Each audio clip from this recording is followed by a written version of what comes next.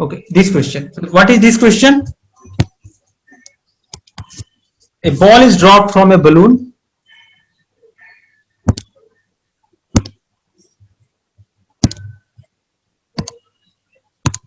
The question is, a ball is dropped from a balloon going up at a speed of 7 meters per second. If the balloon was at height 60 meters at the time of dropping the ball, how long the ball take in reaching the ground? So first let us draw the diagram and see what is exactly happening. So suppose we have a balloon like this.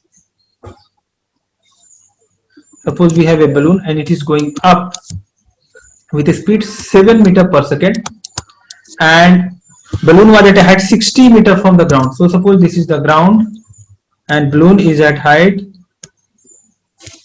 60 meters from the ground. So this height is 60 meters and the balloon is going up. So if the balloon has this height, at the time of dropping the ball, how long will the ball take in reaching the ground? So a ball is dropped from a balloon and how much it will take to reach the ground? That is the question.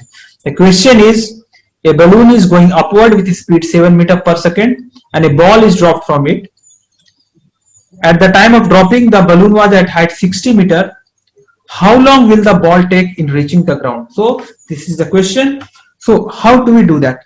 So when a ball is detached from the balloon, first we need to find its initial velocity. See, what we are going to do is we are going to use the kinematics basic formula.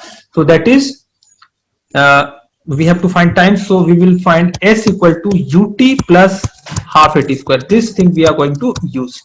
So for using this, what is S? So the ball has to fall by a height of 60 meters. So we can write S as minus 60 because the displacement is minus 60. We are taking upward as positive. Upward as positive we are taking. So S is minus 60. What will be U?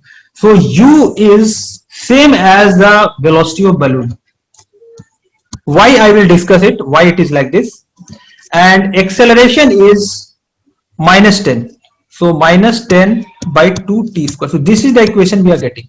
And why we have taken 7? So balloon was having velocity 7 meters per second. So when the ball is detached from it, why the ball will have the same velocity as balloon?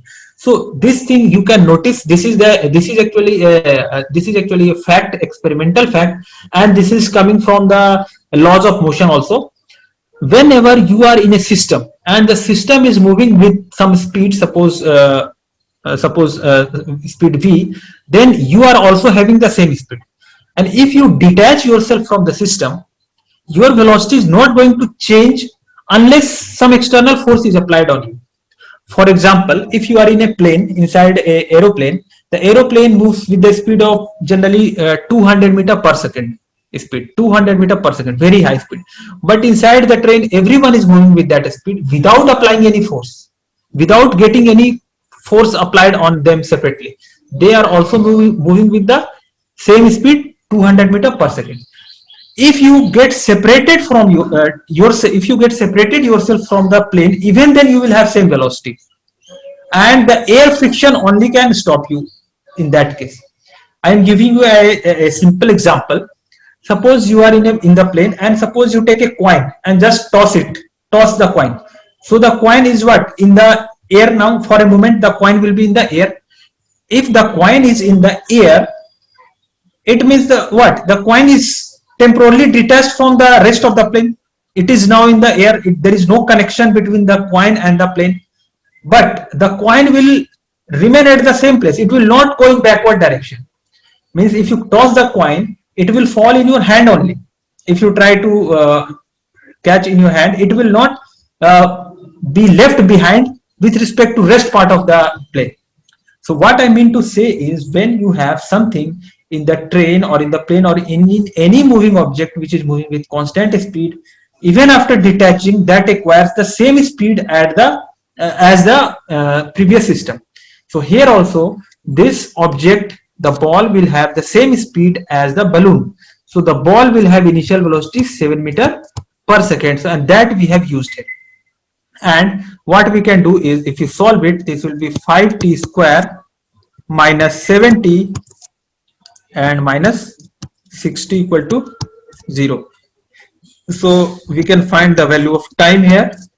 So time will be 7 plus minus 7 square and plus 4 into 5 into 60 by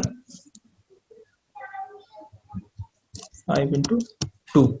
So 7 plus minus, so this will be how much? 60, this is 20. So this is 1200 and this is 16. So 1216. So 1216 under root. So this much we are getting by 10. So whatever we will get, and 1216 we will have 7. Okay, so one of the time will be negative. So actual our time will be only +1, because if we take negative sign we will have a negative time. That is not possible. So our answer will be 7 plus 1216 by 10, and I think its value will be 34. I think it will be 34 approx. 34 is how much? 34 into 34.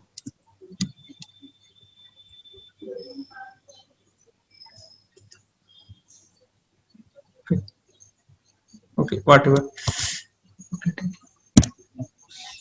34 fraction. We are getting fraction.